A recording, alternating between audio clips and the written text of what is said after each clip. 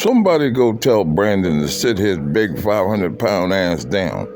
The man called you out for a fade. You drive way over there and don't get down? And you make all these excuses?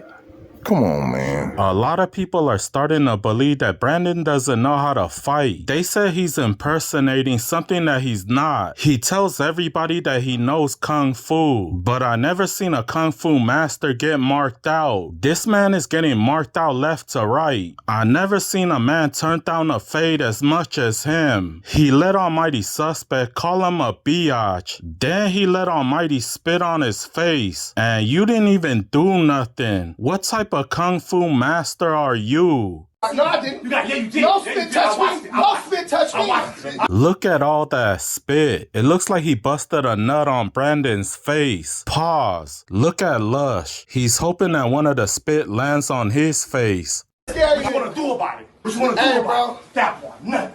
Look. Nothing. Look what? Do something about it. Brandon had a play fight with a guy from Skyline Peru, and that guy dropped him not once but twice. Then last night this guy called him out for the fade. He had the gloves on and everything. And again, Brandon turned down the fade. What kind of Kung Fu master are you? Shut up! No, you said you can go open up the key to a gym. I'll go with you. Where my gym is at, we can't do this like that. And mine is right here. Come on!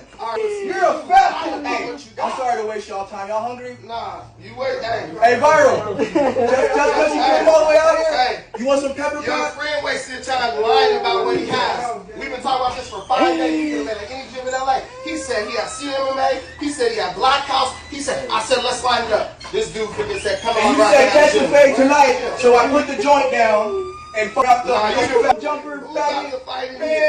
Now me, I don't encourage people to fight, but this man's claim to fame is being a fighter. He constantly brags about knowing Kung Fu. I personally believe that Brandon doesn't know how to fight. I don't know. Can the man fight? I mean, talk is cheap. Anybody can say I can do this and do that, but when it comes time to get down and you don't get down, that make you look like a clown. Anyway, we got an update on Lil Woody and Charleston White. No matter what goes on, pray, ask for forgiveness. God will come through and protect you at all costs, even in the time of pain. He's right about that. Sometimes all you got is God, because all your friends, everybody else done turn their back on you. And so you got to go to God in prayer. I know that's true, but I don't like the way Charleston White did him. Check this out.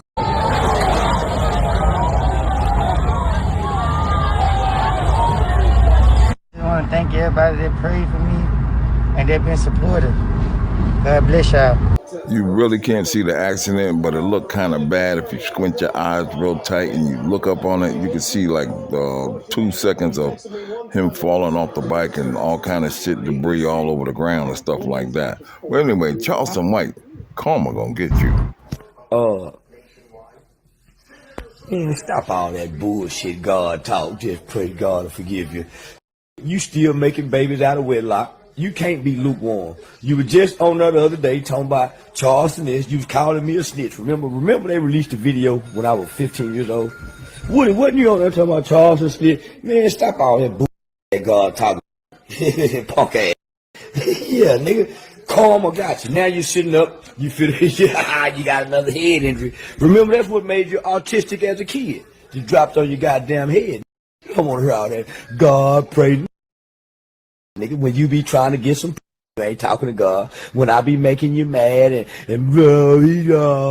yeah, fake ass hypocrite, Christian, Muslim, gangster, saint. I'm loving every bit of this. Woody, karma got you, didn't it? Charleston White got no empathy and no sympathy for the situation with Lil Woody. And lastly, ladies and gentlemen, imagine you decide I'm gonna go to church, right? because you believe in the Bible and all that. You believe in Jesus. And you say, okay, I'm going to go to church. And then you say, you know what, this is a big church. I'm going to tell you if I can volunteer for the church, right? You get in there and you say, hey, what can I do for you? They say, okay, look, we got a donation line at a call center. We want you to go in there and work, okay? And we appreciate, what you're doing. And then, we'll give you a few dollars here and there, but don't expect no money, but volunteer for the church. You get up in there, next thing you know, they be like, motherfucker, if you don't meet this quota, you ain't shit, and God don't love you. As a matter of fact, you ain't getting nothing to eat tonight. As a matter of fact, you ain't even getting ready to go to sleep. Not right now, not till you meet the quota. And this church, ladies and gentlemen, has made over $50 million doing this shit. Into David Taylor and Michelle Brannon, two self-proclaimed religious leaders arrested last week. They're accused of operating a forced labor network under the guise of their church and operating call centers, one of which was inside a home in an affluent Tampa neighborhood. Since last week's raid, it has been revealed a history of legal issues involving Kingdom of God Global Church. Fox 13's Kylie Jones looked into a previous lawsuit against the ministry and spoke to an expert about why an indictment like this is not common. An indictment likely years in the making has uncovered more than a decade of allegations against the two head honchos of a so-called global church. Indictments of cases this complicated can take 2, 3, 4 years. The federal indictment reveals the Kingdom of God Global Church, formerly known as Joshua Media Ministries, Inc., was a cover-up to a forced labor and money laundering network. David E. Taylor and Michelle Brannon were at the top of it. There are very few forced labor cases indicted by the Department of Justice, very few cases that go criminal. Advocates with the Human Trafficking Legal Center call the indictment remarkable. The alleged fraudulent religious organization operated call centers and ministry sites around the country, including a call center inside a mansion in the Avila neighborhood in Hillsborough County. Court documents detail allegations of physical and psychological threats. The DOJ says Taylor, a self-proclaimed apostle, and Brannon, the organization's executive director, recruited phone solicitors and servants, known as armor bearers, to work for free. It looks to me very similar to the kind of call centers that we see using forced labor in Myanmar and Cambodia and other countries in Southeast Asia. According to the indictment, victims were threatened with starvation, sleep deprivation, physical assault, and other psychological abuse. Martina Vandenberg, the president of the Human Trafficking Legal Center, says there have been other recent indictments in the U.S. alleging forced labor under cult-like circumstances. That is something that we have seen across the globe, but this is really the first case that I have seen of allegations of forced labor fraud in a call center here in the United States. According to the DOJ, the organization collected about $50 million in donations dating back to 2014. But the feds say Taylor was using the donations to fund a luxurious lifestyle.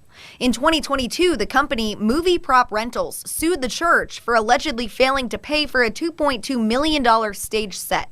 According to court documents, the church stopped making payments. Court filings included screenshots of messages from Taylor threatening to, quote, immediately start a lawsuit. He also said, quote, God is going to get you, but you don't fear God like you should. This recent indictment reveals messages that Taylor and Brannon would send to victims in their call centers, similarly filled with threats and religious shame. 8 victims are listed in this federal indictment, but advocates say there could be many more.